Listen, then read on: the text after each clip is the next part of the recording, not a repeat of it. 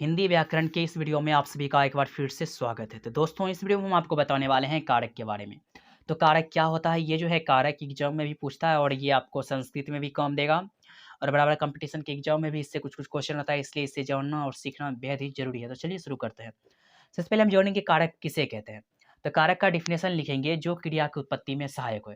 यानी क्रिया की उत्पत्ति में सहायक होने का मतलब हुआ कि कोई भी काम करने में अगर मदद करे यानी उसके साथ रहे तो उसी को कहेंगे क्रिया की उत्पत्ति में सहायक होना। उसी को कारक कहते हैं। कारक का डिफिनेशन क्या हो जाएगा कि जो क्रिया की उत्पत्ति में सहायक हो।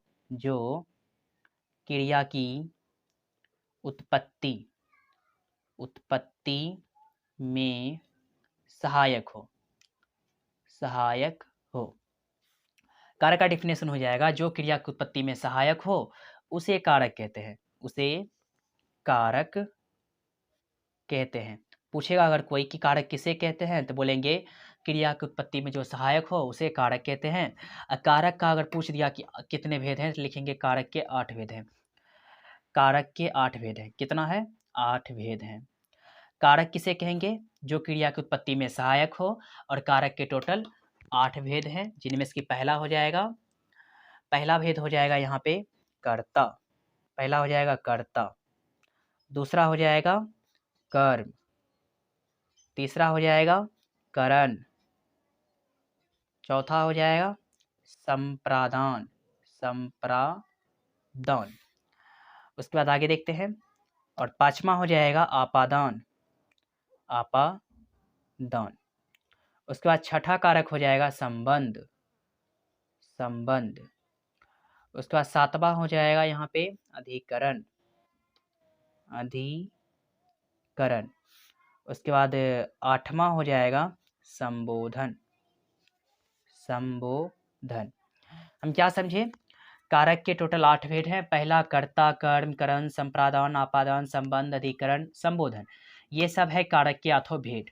ये तो हम समझ गए कारक के 8 भेद है। अब हम जानेंगे, ये तो कारक का 8 भेद था। अब 8 भेदों का परिभाषा जानेंगे कि किसको हम क्या कहते हैं और उसका एग्जाम्पल भी जानेंगे। तो पहला है कर्ता। तो कर्ता का डिफिनेशन क्या हो जाएगा? यहाँ पे पहले लिखते हैं कर्ता।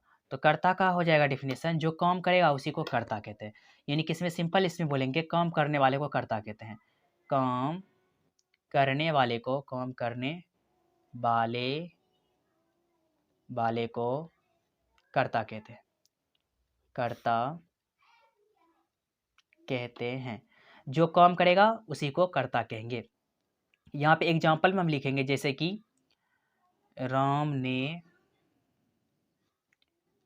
रावण को मारा। राम ने रावण को मारा। इस तरह से मान लीजिए लिख दिए। तब इसमें पूछेगा कर्ता कौन है? कौन काम किया? राम। राम क्या किया? रावण को मार दिया। यानी कि काम कौन कर रहा है? राम कर रहा है। इसलिए ये जो है राम, ये हो जाएगा कर्ता।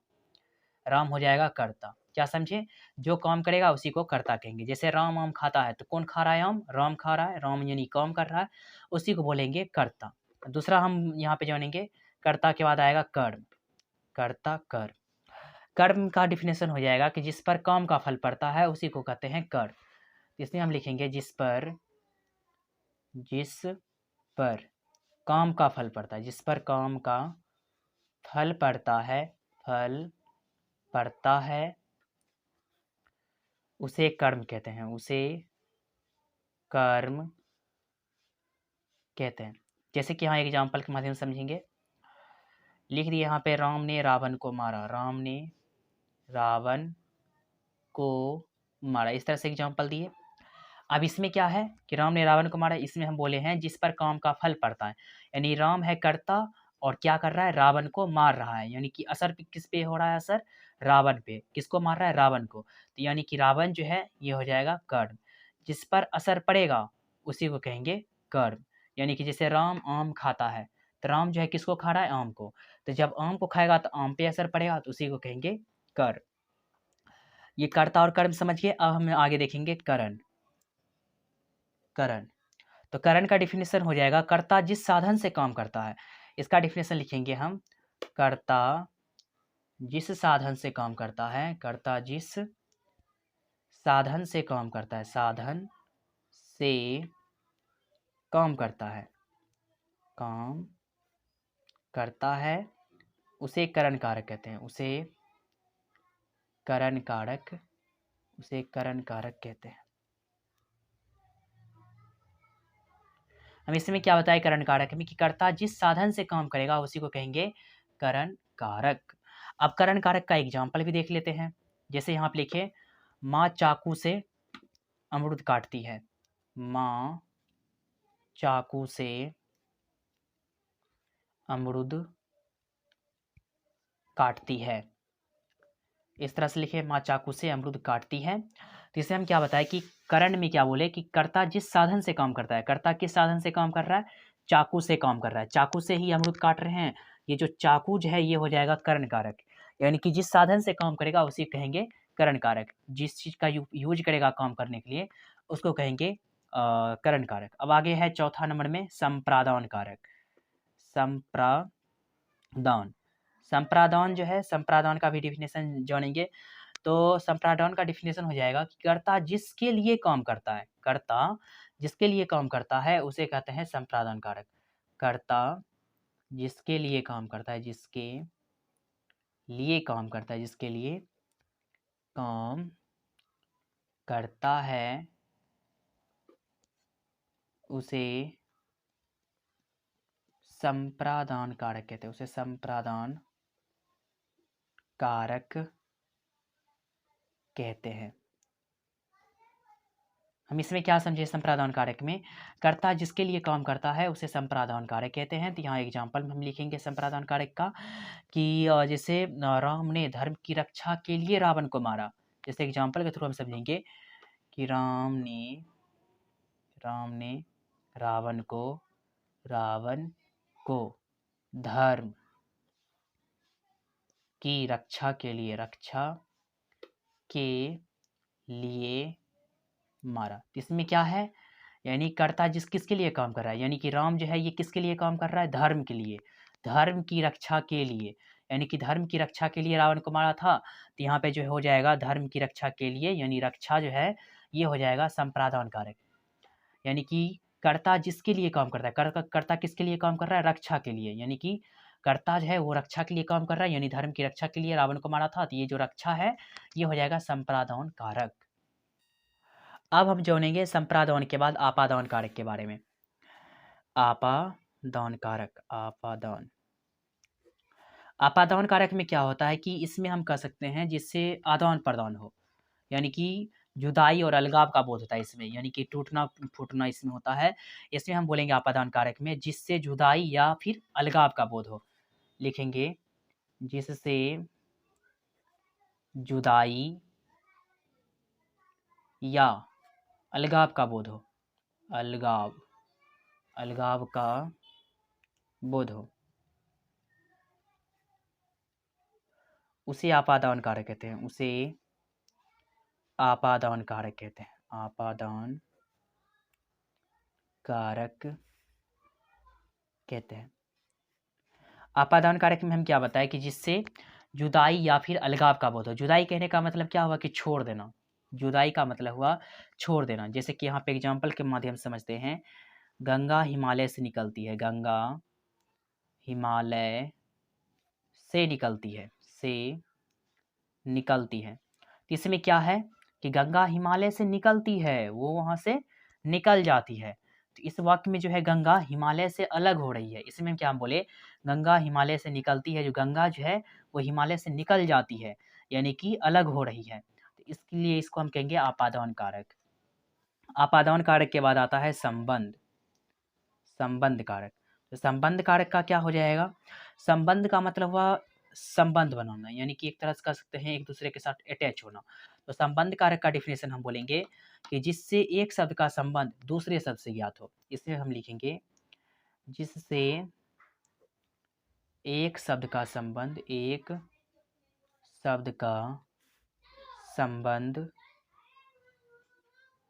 दूसरे शब्द से ज्ञात हो, दूसरे शब्द से ज्ञात हो, उसे संबंध कारक कहेंगे, उसे संबंध कारक कहते हैं। इसे हम क्या बताएं, संबंध कारक में जिससे एक शब्द का संबंध दूसरे शब्द से ज्ञात होगा उसी को कहेंगे संबंध कारक। जैसे इसका एग्जाम्पल समझते हैं, संबंध कारक का कैसे, संबंध कारक जो चिन्ह है उसका का के की होता है वो हम अगले वीडियो में जानेंगे पूरे चिन्ह के साथ, लेकिन इस वीडियो में हम जान रहे हैं संबंध कारक का एग्जाम्पल।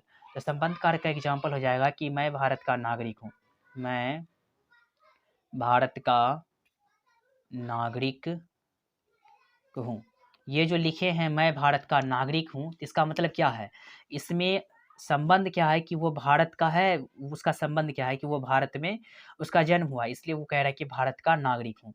यानी कि मैं भारत का नागरिक हूँ का मतलब हुआ इसमें संबंध है भारत से, यानी वो जो नागरिक है वो भारत का है, इसलिए इसमें संबंध दर्शा रहा है। तब हम आगे देखेंगे अधिकरण कारक। अधिकरण कारक है आगे, तो लिखेंगे अधिकरण कारक। तो अधिकरण कारक का डिफिनेशन हो जाएगा कि क्रिया जिस स्थान पे हो उसे अधिकरण कारक कहते हैं। यानी कि अधिकरण कारक जो है, क्रिया जिस स्थान पे हो उसे अधिकरण कारक कहते हैं। तो इसे लिखेंगे क्रिया जिस स्थान पे हो, क्रिया जिस स्थान पर हो, जिस स्थान पर हो उसे अधिकरण कारक कहते हैं, उसे अधिकरण कारक कहते हैं। अब कोई अगर पूछेगा अधिकरण कारक किसे कहते हैं, तो बोलेंगे अधिकरण कारक जो है क्रिया जिस स्थान पे होता है उसी को अधिकरण कारक कहते हैं। तो अधिकरण कारक का एग्जाम्पल भी जानना जरूरी है। तो अधिकरण कारक का एग्जाम्पल हो जाएगा जैसे कि लिख दिए, बच्चा खाट पर सो रहा है, बच्चा खाट पर सो रहा है, सो रहा है। इसमें हम क्या समझे कि क्रिया जिस स्थान पे, क्रिया जो है यानी बच्चा जो है वो कहाँ पे है, खाट पे, यानी खाट पर है, तो इसलिए बोलेंगे अधिकरण कारक जो है वो हो जाएगा खाट। पूछा जाएगा अधिकरण कारक किसमें, हम कैसे पता किए, इसका डिफिनेशन से। क्रिया जिस स्थान पे, क्रिया जो है वो किस स्थान पे है, खाट पे, यानी कि खाट पे वो सो रहा है, इसलिए इसको हम कहेंगे खाट को अधिकरण कारक। अब अंतिम और आखिरी है संबोधन। अंतिम और आखिरी जो है वो है संबोधन। संबोधन संबोधन संबोधन में होता क्या है कि पुकारने, चिल्लाने या फिर संबोधित करना, यानी पुकारना यानी किसी को बुलाना, एक बार जोर से चिल्लाना, ये सब जो है संबोधन कारक कहलाता है। तो इसमें हम लिखेंगे पुकारने, पुकारने, चिल्लाने, पुकारने चिल्लाने या संबोधित करना, या संबोधित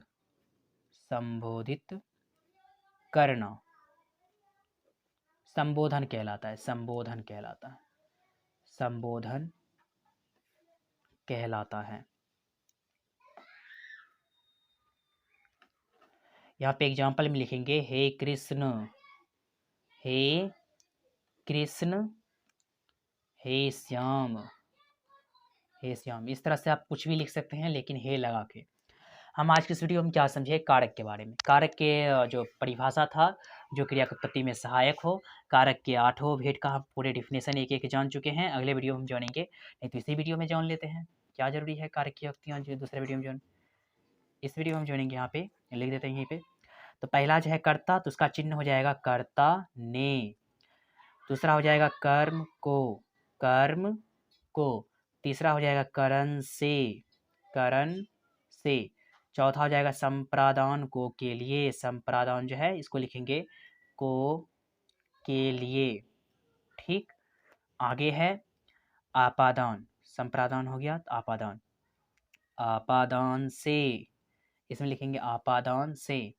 संबंध का के की रारेड़ी, इसमें लिखते हैं संबंध का के की। ये हुआ इसका पहचानने का तरीका, कैसे पता करेंगे कि कौन कौन कारक है, तो इसी के जरिए पहचानते हैं। संबंध हो गया, अब है अधिकरण। तो अधिकरण में लिखेंगे, अधिकरण जो है में पर, में पर। संबोधन का होता है अरे, संबोधन, इसमें लिखेंगे है अरे। अगर आपको यह वीडियो पसंद आया हो तो चैनल को सब्सक्राइब जरूर करें और कमेंट में ज़रूर बताएं कि अगला जो नेक्स्ट वीडियो है वो किस पे बना है।